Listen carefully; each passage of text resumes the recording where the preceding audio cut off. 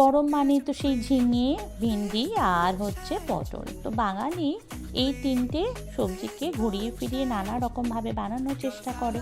তার মধ্যে একটা হচ্ছে দই ভিন্ডি। দইয়ের মধ্যে জিরের গুঁড়ো, ধনের গুঁড়ো, কাশ্মীরি লঙ্কার গুঁড়ো আর হলুদ গুঁড়ো দিয়ে ভালো করে ফেটিয়ে রেডি করে রাখতে হবে। কড়াই গরম করে দিয়ে দিতে হবে সর্ষের তেল, দিতে হবে সর্ষে আর শুকনো লঙ্কা ফোড়ন। ফোড়নের সুন্দর গন্ধ বেরোলে দিয়ে দিতে হবে সমস্ত ভেন্ডি। এবার ভেন্ডিগুলোকে অল্প নুন দিয়ে হালকা রং ধরা অবধি ভেজে নিতে হবে। তারপর যে মশলাটা রেডি করা হয়েছিল সেই মশলাটা দিয়ে দিতে হবে। বাটিটা ধুয়ে সামান্য জল দিয়ে দিতে হবে, আর কিন্তু জল পড়বে না। ধিমে আঁচে এটাকে রান্না করতে হবে। দিতে হবে প্রয়োজন মতো নুন।